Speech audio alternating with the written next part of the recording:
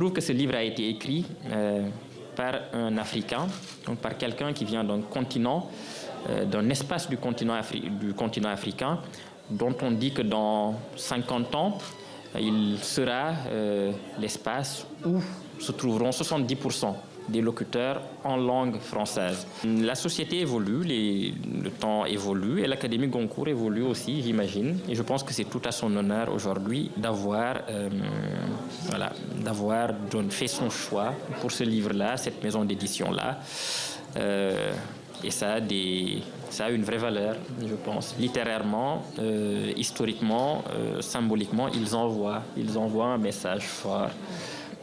Bonsoir Pascal. Bonsoir Mohamed. Vous avez eu la chance de vivre et de nous faire vivre cette journée spéciale. Vous étiez ce matin au restaurant Drouot où tout s'est passé. Oui, alors nous nous sommes intéressés aux coulisses de cette institution parce que quand même, vous voyez bien que c'est toujours le même restaurant depuis 1914 avec un cercle très sélect. Hein.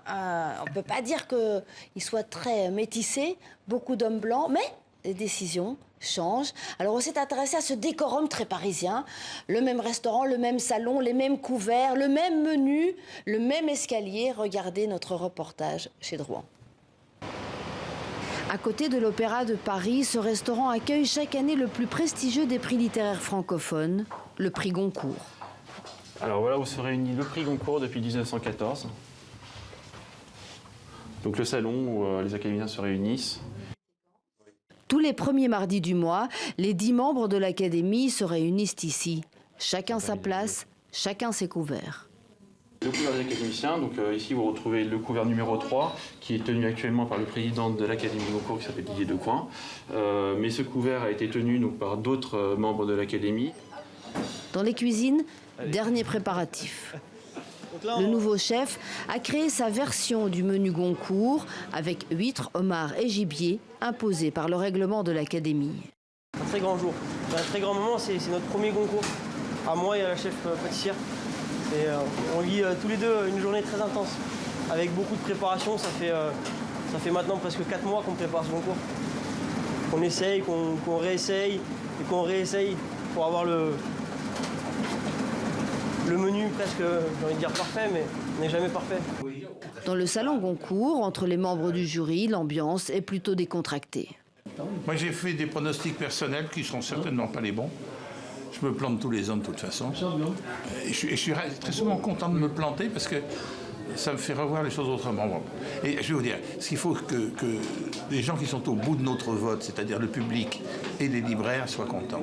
Je trouve absolument merveilleux les 4 finalistes. Je n'ai jamais vu 4 finalistes de cette qualité rassemblés. Les débats continuent à huis clos. D'autres Goncourt sont décernés par ces jurys étudiants venus d'Europe et d'Afrique. La Pologne a déjà choisi, c'est Mohamed Bougar Sarr. On va voir si la sélection polonaise va être la même que la sélection de l'Académie Goncourt, comme l'année dernière. Au pied de l'escalier, le suspense est sur le point d'être levé. Donc le Goncourt 2021 a été attribué au premier tour par 6 voix à Mohamed Bougar Sarr. Les 4 finalistes attendaient non loin du restaurant. Le lauréat est assailli par la presse. Un grand écrivain. Il s'empare de la langue française, il en fait quelque chose d'autre que ce qu'un Français en ferait, même s'il a cette culture de nos grands prosateurs. Et donc voilà, on récompense la littérature. Je suis très heureux. Mohamed Bougar Sarr est le 2e auteur noir à entrer dans le très sélect cercle des Goncourt depuis 100 ans.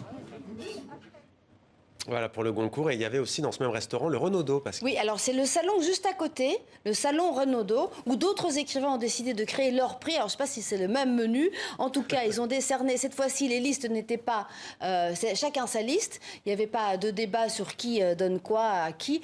Et donc, il a été remis un premier sang de Amélie Nothomb, notre consoeur belge. On l'écoute tout de suite.